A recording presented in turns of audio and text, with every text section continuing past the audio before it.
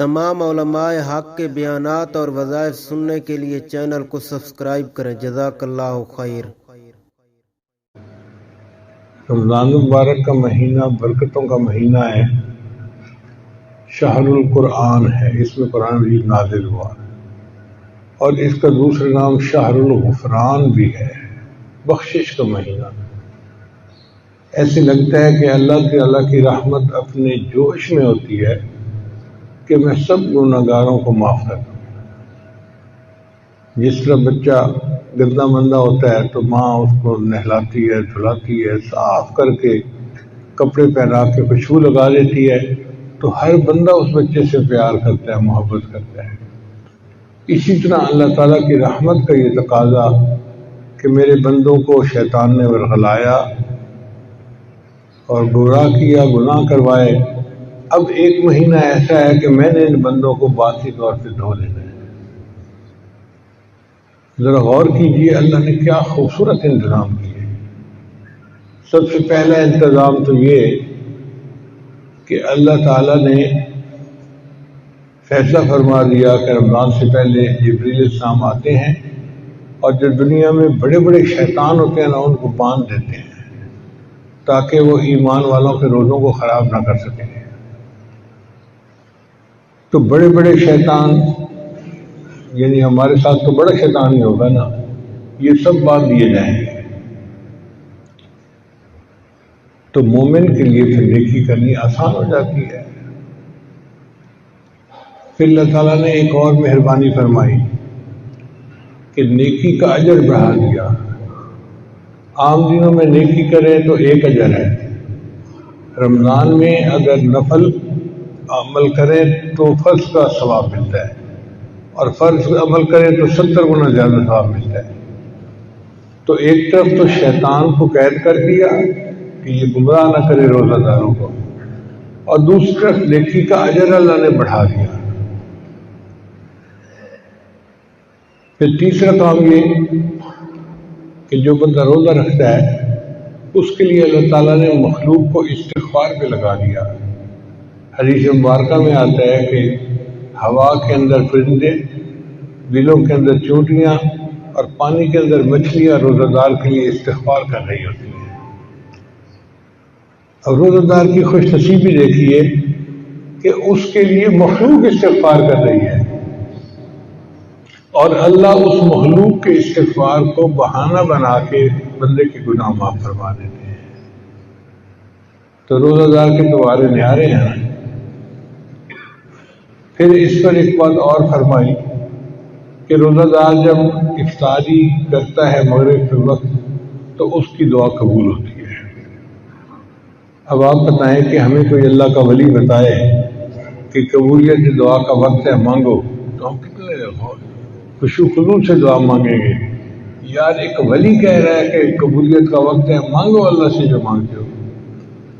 اور یہاں ولی نہیں، نبیوں کے سردار، اللہ کے محبوب حضرت محمد مصطفیٰ احمد مجتبیٰ صلی اللہ علیہ وسلم نے ارشاد فرمایا کہ روزہ دار جب روزہ افطار کرنے لگتا ہے تو دعا قبول ہوتی ہے۔ تو ہمیں تو پھر اس کو کیش کروانا چاہیے نا۔ لیکن شیطان بھی بدبخت ہے، وہ جانتا ہے کہ اس وقت دعا قبول ہوگی تو وہ پھر بندے کے روزے کو خراب کرتا ہے۔ ہوتا کیا ہے کہ افطاری کے نام پہ دسترخوان پہ پکوڑے، سموسے، سب چیزیں لگا دی جاتی ہیں، اور جو روزہ دار ہوتا ہے وہ ان کی طرف دیکھ رہا ہوتا ہے اور غفلت میں ہوتا ہے، یہ چیز آ گئی، یہ نہیں آئی، اچھا چٹنی بھی لے آؤ، اچھا فلاں چیز بھی لے آؤ، ساس بھی لے آؤ۔ انہی چیزوں میں اس کا وقت گزر جاتا ہے اور ادھر افطاری کا وقت ہو جاتا ہے۔ تو شیطان ان چیزوں میں الجھا کر دعا مانگنے سے بندے کو محروم کر دیتا ہے، اور یہ کام چھوٹے شتونگڑے کرتے ہیں۔ بڑے تو شیطان قابو آ چکے ہوتے ہیں، چھوٹے چھوٹے شتونگڑے پھر رہے ہوتے ہیں نا، وہ یہ حرکتیں کرتے ہیں۔ اس لیے افطاری کے وقت میں افطاری کی چیزوں کی طرف دھیان نہ دیں، بلکہ اس وقت میں دعا مانگیں۔ یعنی افطاری کا وقت اگر فرض کو 6 بجے ہے، مثال دے رہا ہوں، تو 15 منٹ پہلے دعا مانگیں گھر میں عورتیں بچوں کے ساتھ مل کے گروپ مل کے دعا مانگے، مرد آپس میں مل کے دعا مانگے، انفرادی طور پہ دعا مانگے، وہ دعا مانگنے کا وقت ہے۔ جب ہمیں بتا دیا گیا کہ دعا قبول ہوتی ہے تو پھر تو اس موقع کے خوب فائدہ اٹھانا چاہیے، خوب دعا مانگنی چاہیے۔ جس طرح اولیاء اللہ کی دعائیں قبول ہوتی ہیں، روزہ دار بندے کی دعائیں افطار کے وقت اس طرح قبول ہوتی ہیں۔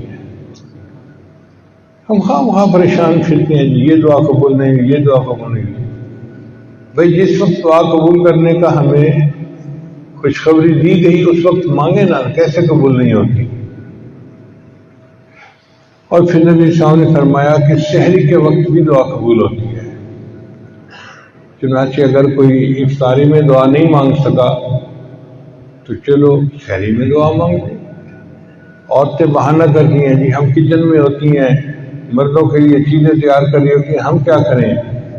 بھئی دعا مانگنے کے لیے ہاتھ اٹھانا ضروری نہیں ہے، دعا دل کا عمل ہے۔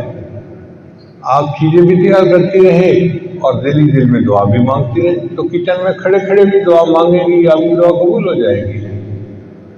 بس دعا مانگنی ہے، یہ ذہن میں رکھیں۔ اس وقت باتوں میں ادھر ادھر کی چیزوں میں الجھنا نہیں ہے۔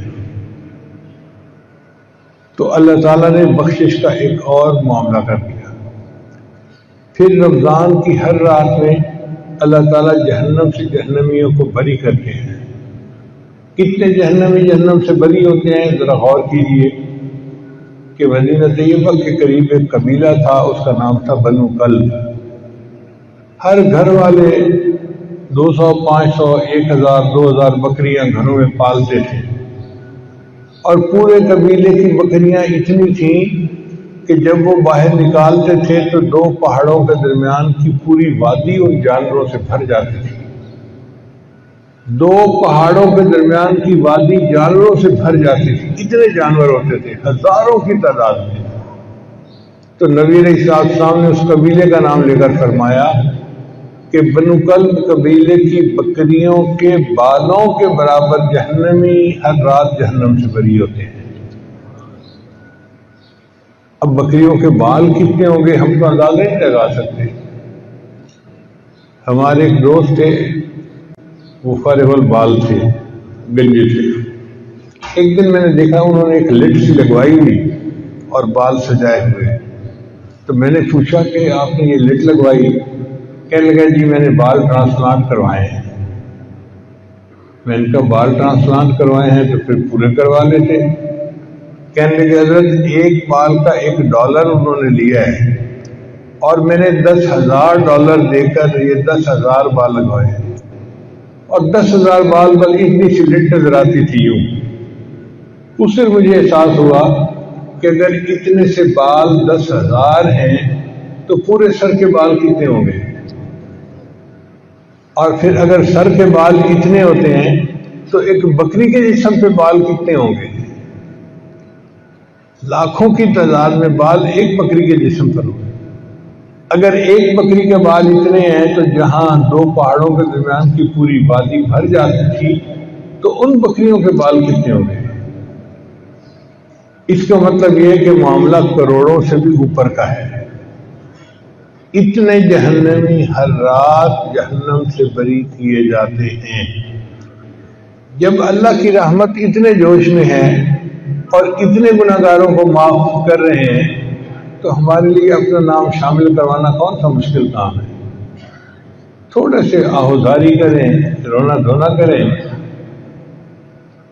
اللہ تعالیٰ کی رحمت جوش میں ہوتی ہے، ہمارا بھی نام شامل ہو جائے گا اور ہماری بھی بخشش ہو جائے گی۔ اور ہر رات یہی بخشش ہوتی رہتی ہے، حتیٰ کہ رمضان المبارک میں ایک رات آتی ہے جس کو لیلۃ القدر کہا جاتا ہے، جس رات قرآن اترا تھا۔ اس رات میں انسانوں کے گناہ ویسے ہی معاف کر دیے جاتے ہیں۔ حدیث مبارکہ میں آتا ہے کہ ایک ایسی گھڑی ہوتی ہے اس رات میں کہ اس گھڑی میں جو دعا مانگی جائے قبول ہوتی ہے۔ اب وہ گھڑی کب ہوتی ہے ہمیں کیا پتا؟ حق تو یہ تھا کہ ہم 365 راتوں میں اس کو ڈھونڈتے مگر اللہ نے کام آسان کر دیا. نبی اسلام نے بتایا کہ وہ رمضان مبارک کے اندر ہوتی ہے.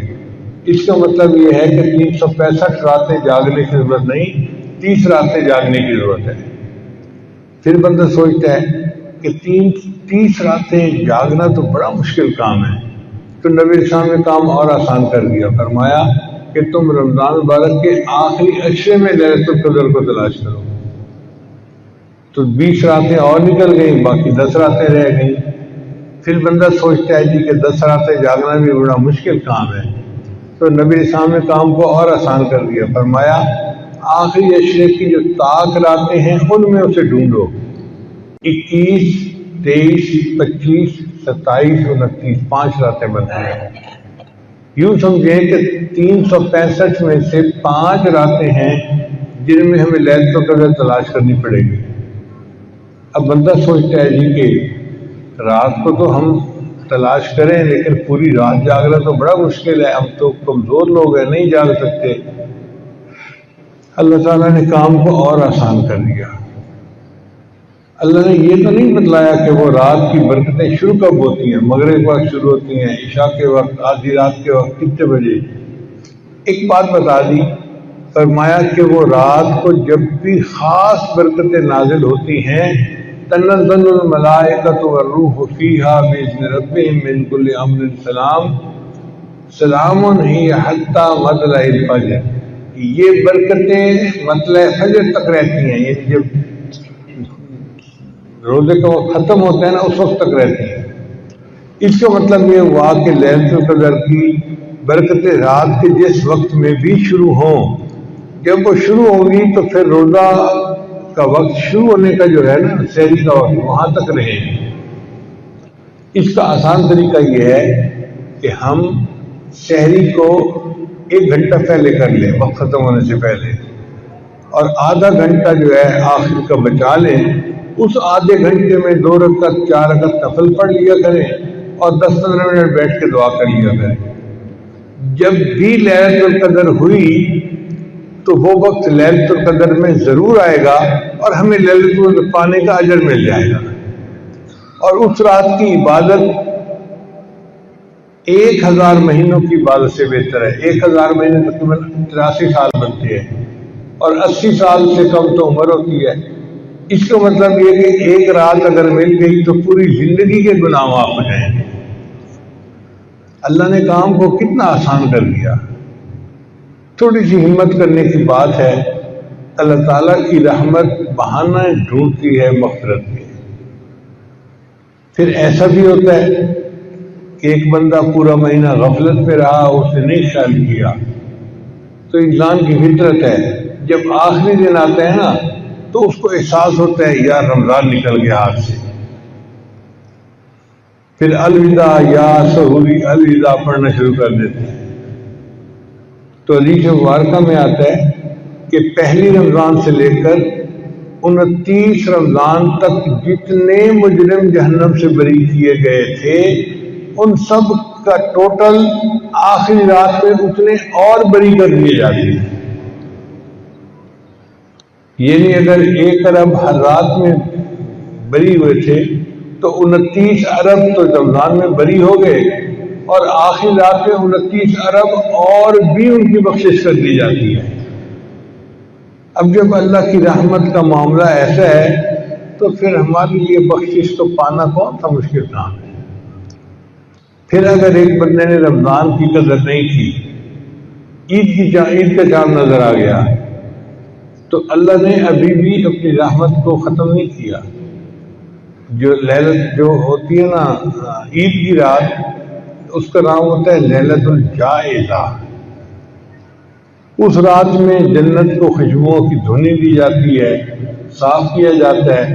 تو جنتی حوریں پوچھتی ہیں فرشتوں سے کہ جنت کی صفائیاں ہو رہی ہیں، آخر وجہ کیا ہے؟ تو فرشتے انہیں بتاتے ہیں کہ اللہ تعالیٰ نے اپنے محبوب کی امت پر خاص مہربانی فرمائی اور ان کے گناہوں کی بخشش کر دی. اب ان کو جنت ملے گی، اس لیے جنت کی صفائیاں ہو رہی ہیں. تو حوریں جنتیوں کا انتظار کرتی ہیں. اس رات میں اگر کوئی بندہ عید کی رات میں عبادت کر لے تو اس کے بھی گناہ معاف ہو جاتے ہیں۔ پھر اس سے آگے سنیے کہ حدیث مبارکہ میں آتا ہے کہ جب عید کا وقت ہوتا ہے تو ہم نے دیکھا کہ عید کی نماز پڑھنے تو ہم جیسے غافل بھی چلے جاتے ہیں، جو جمعہ نہیں پڑھتے نا عید کو بھی پڑھ لیتے ہیں کیونکہ فنکشن ہوتا ہے نا۔ تو جب عید کی نماز پڑھتے ہیں تو اللہ تعالیٰ علام الغیوب ہیں، اللہ تعالیٰ فرشتوں کو پوچھتے ہیں یہ میرے بندے کیوں اکٹھے ہیں؟ اللہ جانتے ہیں کہ کیوں اکٹھے ہیں، مگر فرشتوں کو گواہ بنانا چاہتے ہیں۔ فرماتے ہیں یہ بندے کیوں اکٹھے ہیں؟ وہ کہتے ہیں یا اللہ یہ وہ مزدور ہیں جنہوں نے 1 مہینہ مزدوری کی، اب یہ آپ سے مزدوری کی اجرت چاہتے ہیں، تنخواہ مانگتے ہیں۔ اللہ ان فرشتوں کو گواہ بنا کر کہتے ہیں کہ فرشتوں گواہ رہنا، عبادی و امائی، میرے بندوں میری بندیوں، تم نے روزے رکھے، تم نے تراویح پڑھی، تم نے رمضان شریف کس طرح سے گزارا، میں نے اس کے بدلے تمہارے تمام گناہوں کو معاف کر دیا۔ قوموا مغفورا لکم، کھڑے ہو جاؤ بخشے بخشاؤ، میں نے تمہارے سب گناہوں کو نیکیوں میں تبدیل فرما دیا۔ اب جب اللہ تعالیٰ فرماتے ہیں کہ کھڑے ہو جاؤ بخشے بخشائے، میں نے تمہارے سب گناہوں کو نیکیوں میں تبدیل کر دیا، اس کا مطلب یہ کہ واقعی بندے کو اللہ دھونے کے لیے تیار ہے۔ تو یہ رمضان کا مہینہ شہر الغفران ہے، ہم بھی نیت کریں کہ ہم نے اپنے آپ کو دھلوانا ہے اور گناہوں سے ہم نے جان چھڑا کے ایک نئی زندگی شروع کرنی ہے۔ اس لیے ہمارے بزرگ رمضان شریف کے آنے کا انتظار کرتے تھے۔ حدیث مبارکہ میں ہے کہ نبی اسلام ارشاد فرماتے تھے اللہم بارک لنا فی رجب و شعبان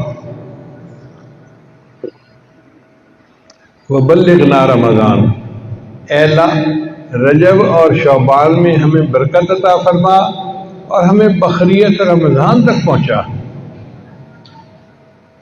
نبی علیہ السلام جس مہینے کی آمد کی تمنا کرتے تھے وہ کتنا ببرکت مہینہ ہوگا، اور اللہ کی شان دیکھو کہ اللہ نے ہمیں زندگی میں ایک مرتبہ پھر رمضان کے قریب پہنچا دیا۔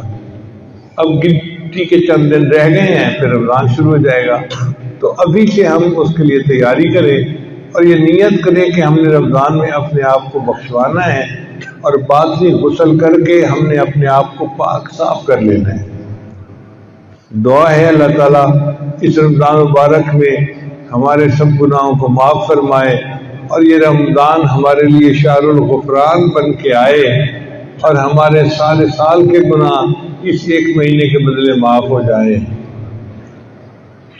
وآخر دعوانا ان الحمدللہ رب العالمین۔ ویڈیو کے نیچے سبسکرائب کے بٹن پہ کلک کریں، بیل کے آئیکن پہ کلک کیجئے تاکہ ہر نئی ویڈیو کی نوٹیفیکیشن آپ کو مل جائے۔